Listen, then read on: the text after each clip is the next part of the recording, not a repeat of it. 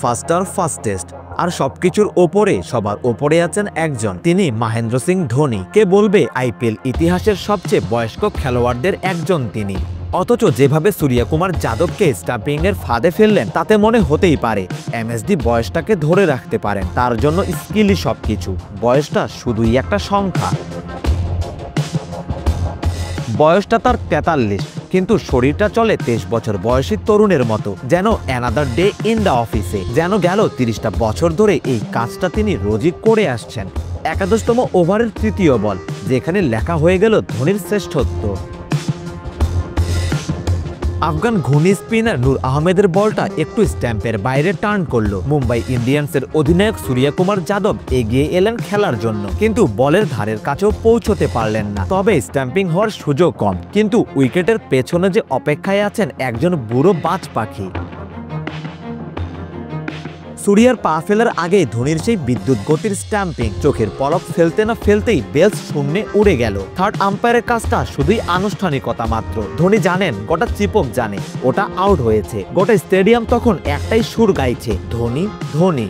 হ্যাঁ, চেন্নাইয়ে ধোনি একজনই, তার এক একটা মুভমেন্টই মাঠকে উদ্বেলিত করতে পারে, খেলার গতি পাল্টে দিতে পারে আজও।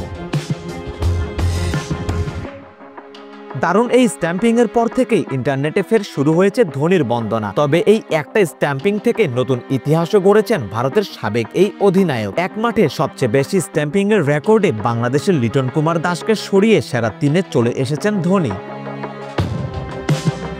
মিরপুর শেরেবাংলা স্টেডিয়ামে লিটন দাসের ছিল 20টি স্ট্যাম্পিং। গতকাল চেন্নাইয়ে ধোনি পেয়েছেন নিজের 21তম স্ট্যাম্পিং। এই তালিকার শীর্ষেও আছেন দুই Bangladeshi. Home of cricket Mirpur স্টেডিয়ামে মুশফিকুর রহিমের স্ট্যাম্পিং এর সংখ্যা 22টি, আর নুরুল হাসান সোহান সবার উপরে আছেন 30টি স্ট্যাম্পিং নিয়ে।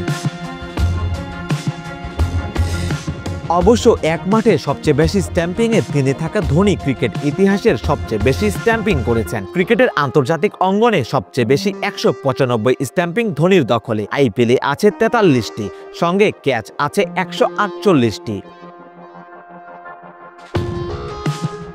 44 ছুঁইছি ধোনি দুদিন আগেই বলেছিলেন চেন্নাই নাকি তাকে হুইল চেয়ারে হলেও খেলাবে। কেন এমনটা বলেছিলেন তার ঝলক তিনি দেখালেন আইপিএলের এবারের আসরের প্রথম ম্যাচেই। তিনি বুঝিয়ে দিলেন 2019 সালে আন্তর্জাতিক ক্রিকেট থেকে অবসর নেয়ার পর এখনও চেন্নাই সুপার কিংসের অন্যতম সেরা সম্পদ তিনি, তার কোনো বিকল্প নাই।